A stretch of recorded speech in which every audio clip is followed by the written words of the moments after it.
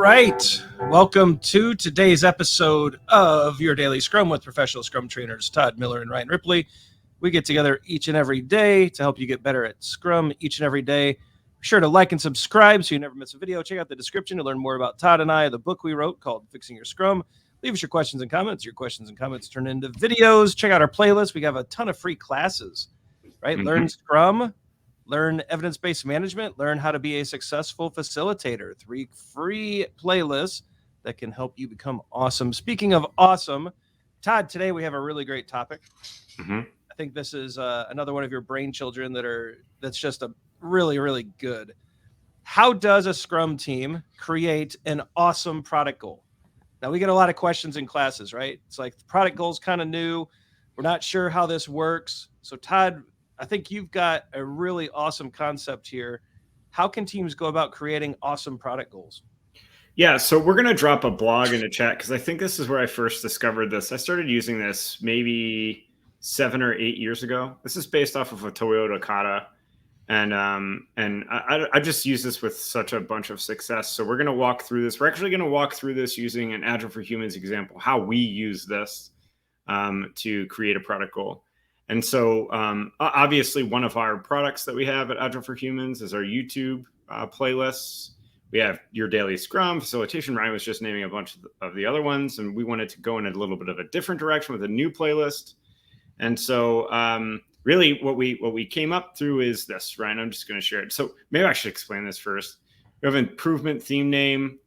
Here we have an expiration date. We'll circle back up to these. You state what your problem is now. What your definition of awesome would be by 11/30/2022, which is the example that we're having here. Some first steps that you'll take, and where might you go next after we do this. So we'll make sure to give some reference where references due to this this blog here. But I think we're going to talk about what we discovered, Ryan, and what we're working on right now. How's that? Love it. Yeah. So first box right now. This is something that we were thinking about, isn't it, Ryan?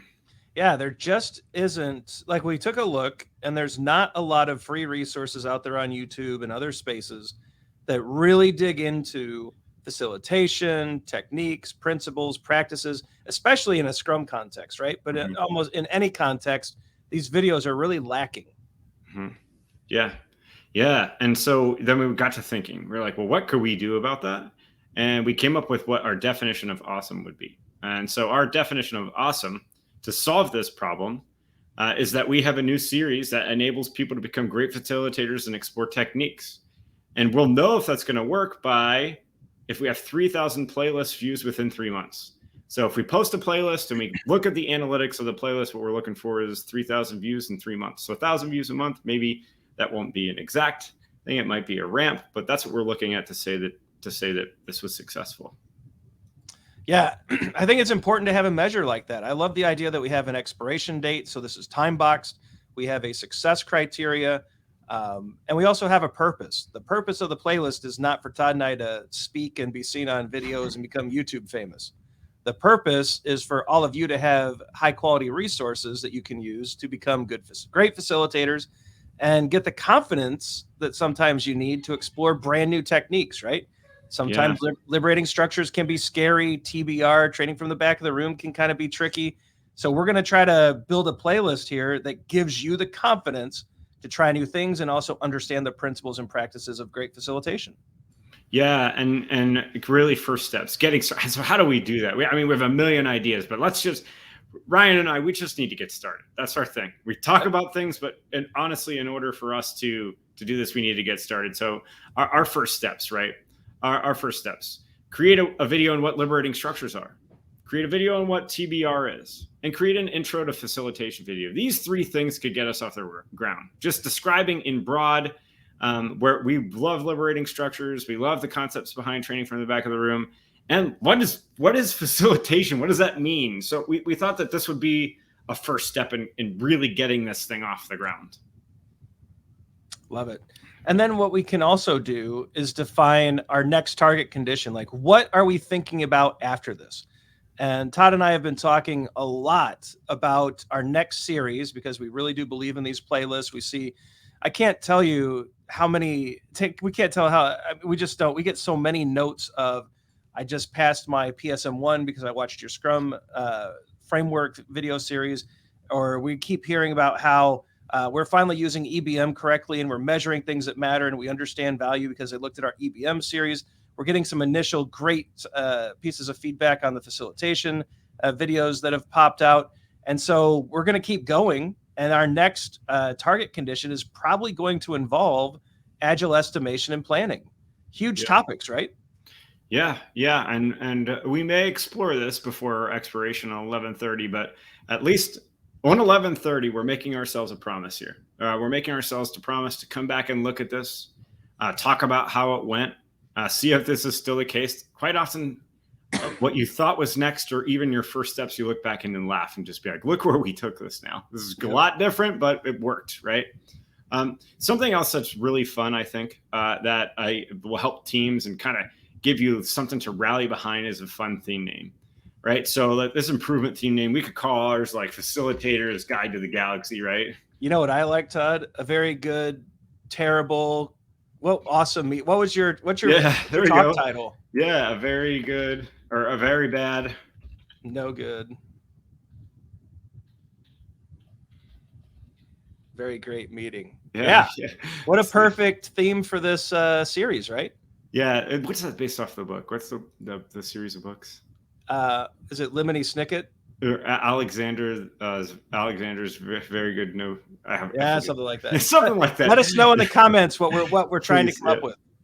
Yeah, and so we'll give reference again to this. This comes from Toyota. We really think that this is an interesting way that you can formulate product goals, right? Note the expiration date, a little bit of a fun theme that you all can rally around, stating what problem that we're really hoping to face. Notice we're one problem here. There's no commas in this stuff, right? We have a target measurable that we can look at and say, expiration 11:30. We'll look at 11:30. We're going to go look at this, right? We're going to see. In fact, we'll be looking at this along the way to see, because if it's like 100 views in another month, maybe we should consider going here quickly, right? Yeah. But this is our longer term product. Well, and Todd, what I love about this is a product goal is meant to be used to bring transparency to the product backlog, to the vision, to the future. And what a great visual way to show what you're trying to do to your stakeholders, right? Yeah. It's one thing to have a stated product goal. It's another to lay this out in front of them and say, here's the problem we're trying to solve. Here's the definition of awesome with some measures. Here's the first steps we're taking, and here's our next target. And it gives them the opportunity to speak into those 4 boxes as well, and to also see where your head's at. And it's almost like maths class where you're showing your work, right? Yeah. I think it's great. Yeah, I think it's worth trying. But long before the notion of product goal, I've used this concept, and it's worked really well for me. So very good. Well, we're glad you shared it, Todd. I think a lot of people are going to get a lot of value out of this. Product goals have certainly been confusing to many, and this could bring a lot of clarity. Actually, if facilitation is to make something simpler or to make something simple, you might have done that just now with product goals. Sweet. Well done. All right. Be sure to like and subscribe so you never miss a video. Check out the socials. Facebook, LinkedIn, and Twitter are where we are at. Leave us a comment. Let us know if you like Todd's idea. He's been doing this for a while. Have you been doing something similar? We'd love to hear about that as well. So our playlists that we mentioned are going to pop up. The framework and EBM. Check those out. Go take your test. Get certified. Conquer the world. Some merch is going to pop up as well. The hoodies are sweet. The Squirrel Burger t-shirts are awesome. Get one. You deserve it. But yeah, check these out. Craft great product goals. Use this kata method. And we think you're going to do well. For Todd, I'm Ryan. Go forward. Do some great Scrum things. Story points are trash. We'll see you tomorrow.